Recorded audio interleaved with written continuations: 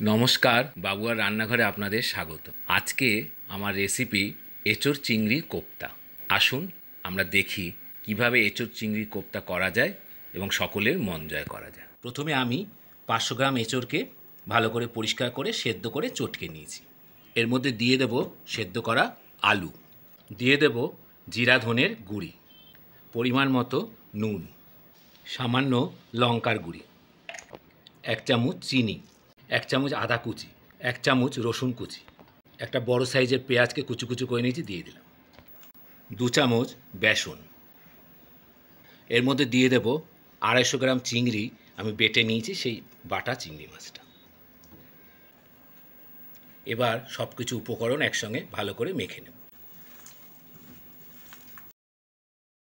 সমস্ত উপকরণ ভালো করে মেখে নিয়েছি। এবার আমি গোল গোল কোপ্তার শেপ দিয়ে নেব। এখন আমি গোল গোল কোপ্তার শেপে তৈরি করে নিচ্ছি। কড়াইতে আমি সাদা তেল গরম করে নিয়েছি।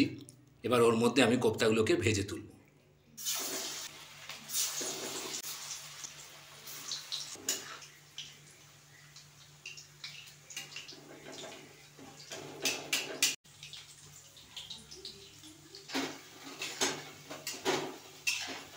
লাল লাল করে ভাজা হয়ে গেছে।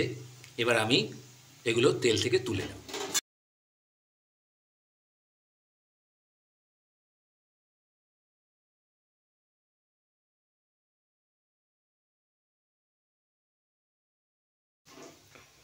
এইভাবে আমি সব কোপ্তা ভেজে তুলব।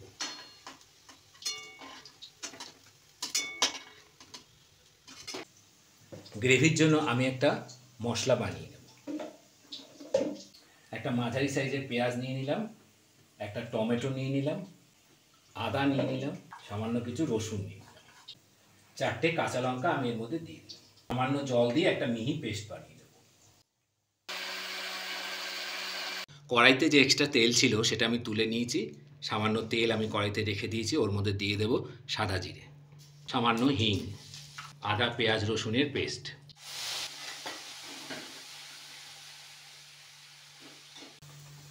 ধনের গুঁড়ি 1 চামচ, জিরা গুঁড়ি 1 চামচ, সামান্য হলুদ, কাশ্মীরি লঙ্কার গুঁড়ি,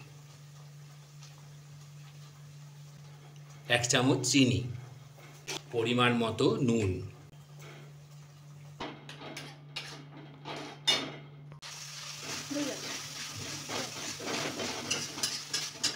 মশলা থেকে তেল ছেড়ে দিয়েছে। এবার আমি জল দিয়ে দেব।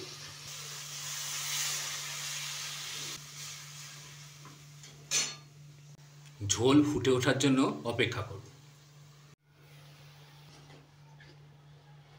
ঝোল ফুটে গেছে। আমি এঁচোড়ে কোপ্তা এর মধ্যে দিয়ে দেব।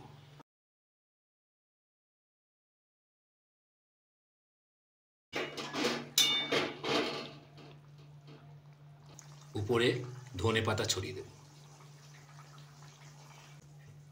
2 মিনিট ফুটিয়ে তারপর নামিয়ে নেব।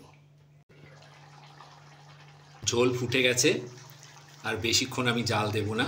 এবার আমি গ্যাস অফ করে সার্ভ করে দেব। এতক্ষণ আমি যে রেসিপিটা বানাচ্ছিলাম সেটা কমপ্লিট হয়ে গেছে।